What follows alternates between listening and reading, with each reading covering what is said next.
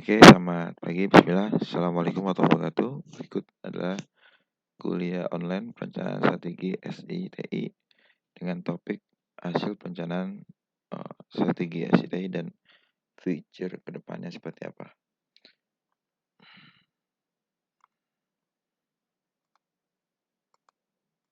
Oke, kita masuk ke pembahasan materinya.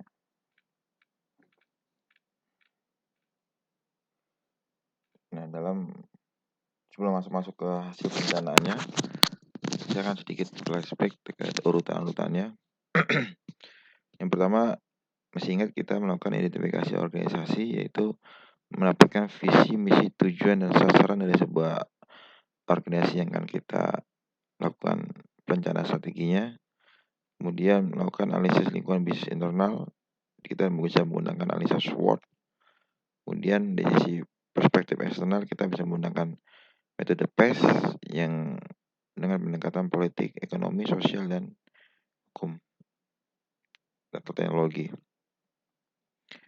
Kemudian selain bisnis juga kita terkait dengan lingkungan SITI-nya, terkait sumber dayanya, kemudian terkait tren dari informasi, dan juga landasan strateginya, dan kemudian masuk ke dalam strateginya, ya, termasuk juga dengan future yang akan disampaikan. Ya, ada yang perbaikan ke depan dan masa depan. Jadi ada rencana jangka panjang dan jangka pendek.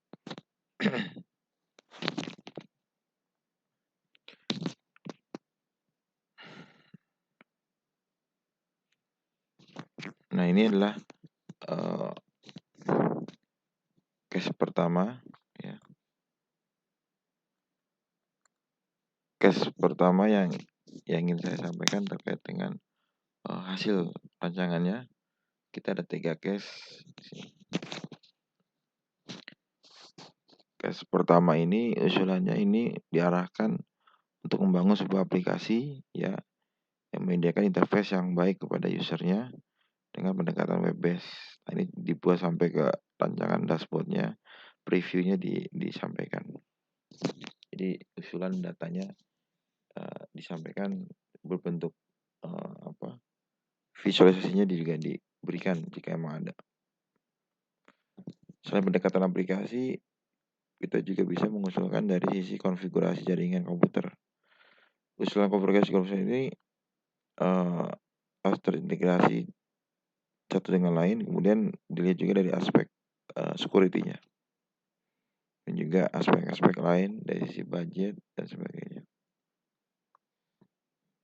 Nah, jadi di case yang pertama ada 2 pendekatan terkait aplikasi, jaringan, ya. Kemudian di poin berikutnya adalah terkait dengan rancangan portofolio mendatang, ya, yang next future, bukan yang akan, tapi udah sih jangka panjangnya. Rancangan portofolio mendatang dilakukan dengan menggunakan metrik portofolio aplikasi McFarlane untuk mengetahui gambaran tentang kontribusi setiap aplikasi terhadap organisasi saat ini dan mendatang. Sebelum dipetakan ke dalam metrik McFarlane, lebih dahulu dilakukan analisa terhadap berdasarkan tinggi atau rendahnya ketergantungan SI saat ini, ya, atau juga dengan rendahnya kepentingan TI masa depan. Kita buat mapping seperti ini dari sisi solusinya, dari sisi pemetaan sekolah, siswa akademik, SDM, learning management, kan independennya seperti apa dan future seperti apa. Nah, kita akan analisa dengan pendekatan McFarlane.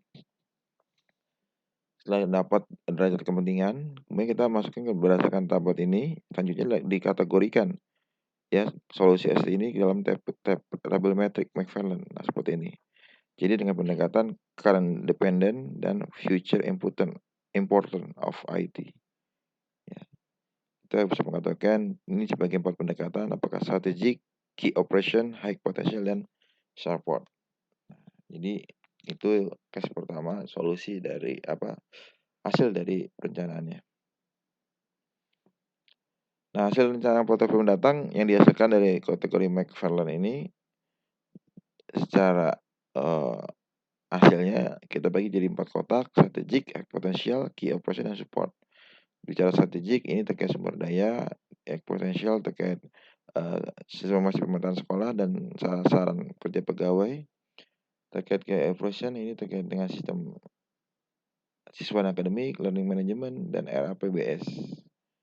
Kemudian di support ada website, ada aplikasi, email, dan sebagainya. Ya, kebayang untuk hasil perencanaannya dan usulannya, usulan masa datang. Oke, itu contoh yang pertama dari contoh kasus sekolah ya. Di sini saya coba sampaikan dia usulan aplikasi dan juga teknologi jaringannya, selanjutnya dibuat future-nya dengan pendekatan metode metric McFarlane dengan 4 pendekatan strategik, high potential, key operation, dan support.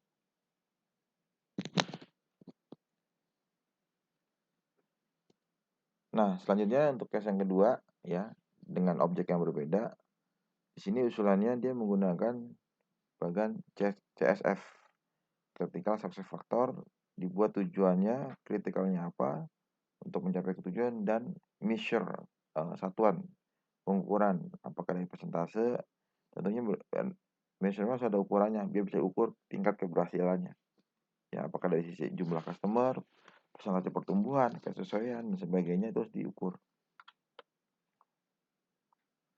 Ya, contohnya di sini ada terkait dengan produk standar keselamatan, meningkatkan jumlah customer, menghasilkan pendapat penjualan, menjadikan sebagai organisasi terkoordinir, ya. Jadi itu dan lain sebagainya. Dan seperti ini ya, bisa dilihat mengoptimalkan modal, menaikkan teknologi. Kemudian juga ada usulan terkait organisasi bisa kita usulkan juga, ya kan, efisiensinya dan prosesnya itu bisa lebih baik lagi jika ada usulan terkait organisasi. Nah, kemudian di contoh yang kedua ini dibuat rencana migrasi SCTI. Dibuat satu mapping berdasarkan tahun. Ini model yang kedua terkait tahun. Dibuat dulu listnya, usulannya apakah terkait sistem informasi pemasaran, penjualan, customer CRM, HRIS-nya, sistem informasi pengontrolnya, dan sebagainya. Dibuat mappingnya kapan untuk tahun depan, 2 tahun lagi, dan seterusnya. Ya, jadi pendekatan tahun di sini. Dan juga ada usulan-usulannya. Kemudian dari sisi bisnisnya dibuat dari tujuannya apa, value chain-nya apa, kebutuhan informasinya apa. Nah, itu di mapping seperti ini dengan bagan analisa kebutuhan informasinya di contoh divisi pemasaran. Seperti ini juga kita bisa melihat apa saja menjadi kunci dari keberhasilan di divisi pemasaran. Kita mapping dari 4 bagian, dari tujuannya, CSR-nya, value chain-nya, masih ingat value chain ya, kemudian kebutuhan informasi dan strategi SI-nya. Selanjutnya kita memappingkan terkait dengan potensi manfaat ya dari sisi pemasaran, dari setiap aplikasi tadi yang pertama itu dibuat potensi manfaatnya ya. Di aplikasi yang tadi pertama ini ya. Nah, ini setiap detailnya kita berdetailkan terhadap potensi impact terhadap manfaat benefitnya apa sih, ya kan. Nah, di mapping ya, di mapping setiap ini menaikkan kepuasan, menaikkan loyalitas. Sehingga kebayang ketika kita jalankan ini apa manfaat yang kita rasakan bagi perusahaan atau bagi stakeholder. Dan yang terakhir, seperti yang lainnya, dibuat portofolio untuk masa mendatang. Future-nya seperti apa? Terkait strategik, kita bisa bicara website, ya, kemudian pemasaran, CRM, dan sebagainya. Ya, kita buat 4 pendekatan. Kalau bicara portofolio, kita pakai pendekatannya McFarlane itu. Strategik, potensial, key operation, dan support. Kemudian kita bisa juga mengusulkan terkait dengan sama kayak tadi di case pertama, jaringan. Berapa visi, topologinya, speknya, security-nya, ya. Itu kan termasuk juga strategi TI ya. Dan internetnya, itu kita bisa usulkan. Jadi blueprint-nya, standar ruang servernya, ini kita sampaikan di sini, ya kan. Ini kurang lebih seperti ini, tapi detailnya teman-teman bisa mengusulkan. Seperti itu. Harapannya teman-teman bisa sambil belajar menganalisa, ya. Apa di sisi infrastruktur yang harus diusulkan dari semua pendekatan teknis di infrastrukturnya. Oke, kebayang ya. Jadi di case yang kedua saya recap, intinya dia membuat satu, list dari, rencana migrasinya apa, per tahun dibuat, kemudian kan didetailkan secara bisnisnya juga, ya. Kan ingat ada bisnis, ada, terkait, eee, teknologi. Nah, kemudian secara manfaatnya, strategiknya, impact yang dirasakan di-mapping ya, kemudian, portofolio mendatang seperti apa dengan 4 pendekatan strategik, potensial, key, dan support. Dan lalu tambahan terkait jaringan. Oke, itulah contoh yang kedua. Yang ketiga, nah ini objeknya yang ketiga berbeda. Nah, di sini hasil dari output, perencanaannya dia membuat 4 bagan terkait isu strategisnya apa, sasarannya apa, goalnya apa maksudnya ya. Terus juga ada 2 pendekatan, strategi bisnis dan strategi SCTI. Perhatikan template-nya ya, ada 4 kolom. Jadi isunya apa, goalnya apa, lalu pendekatan dari 2 perspektif bisnis dan, eee, teologi. Contoh terunggul objeknya Unipa misalkan, sasarannya meningkatkan status akreditasi, meningkatkan jumlah calon mahasiswa, meningkatkan kompetensi. Nah, kita ambil untuk meningkatkan akreditasi. Strategi bisnisnya gimana? Melakukan evaluasi hasil program studi bisnis dan institusi, memperbaiki kualitas program studi. Itu kan salah bisnis, ya. Untuk kompetensi lakukan training, workshop gitu kan. Optimasi peran alumni, untuk forum, optimasi website, menyiapkan operator khusus, menyiapkan, manpower di graphic design, ya menyiapkan server, menyiapkan budget, itu kan salah bisnis. Secara, SITI seperti apa? Mengembangkan sistem informasi berbasis IT yang mendukung promosi, membangun sistem informasi berbasis TI yang menunjang kompetensi, ya sehingga meningkatkan citra unggul. Nah, bisa dibuat seperti ini, nggak harus head to head tapi yang dibuat summary-nya tapi harus menjawab. Jangan sampai tadi nggak menjawab, ya harus, terrelate, terkoneksi, ya dengan sasaran dan strategi bisnisnya nyambung, gitu. Ya, terkait kualitas layanan didetailkan lagi, ya detailnya apa, kemudian dari sisi, bisnisnya apa yang harus di-improve, dilakukan, dan di sisi pendekatan, bisnisnya.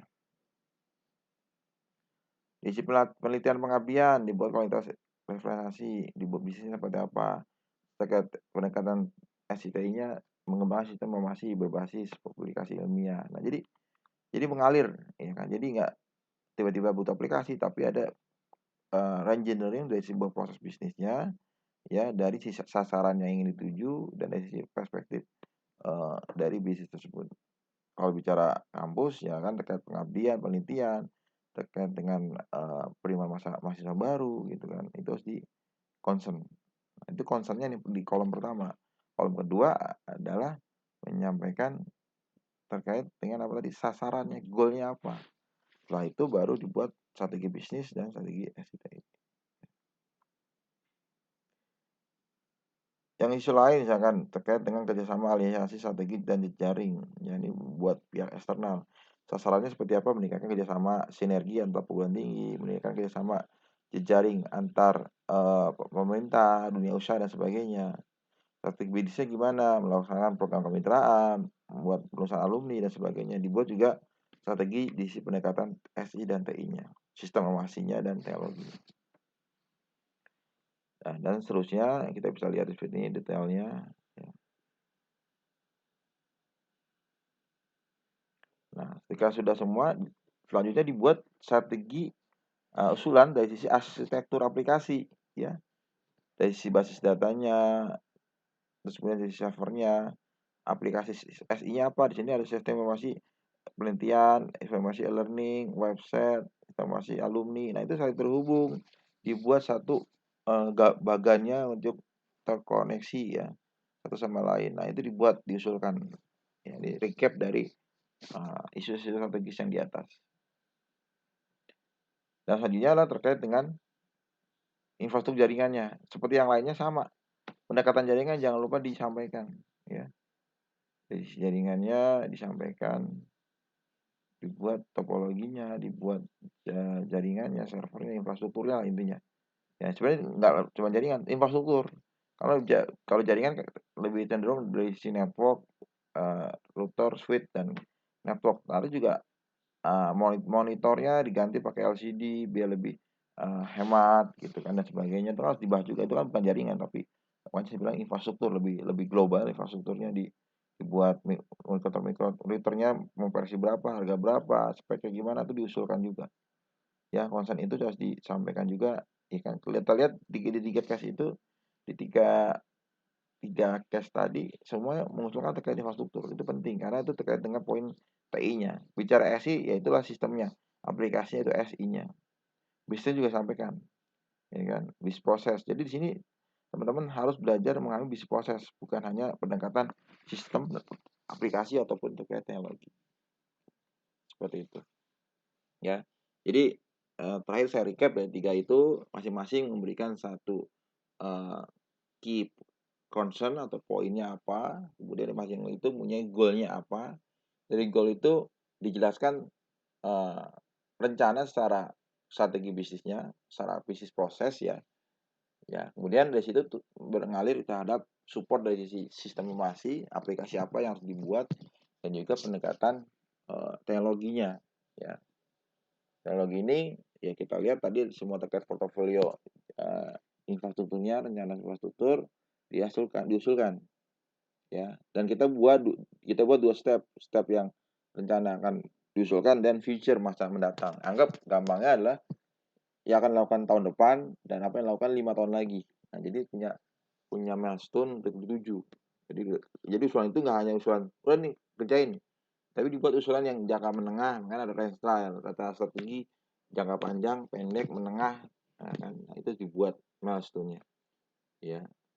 Nah itu gambarannya, semoga bermanfaat, mendapat insight, ya.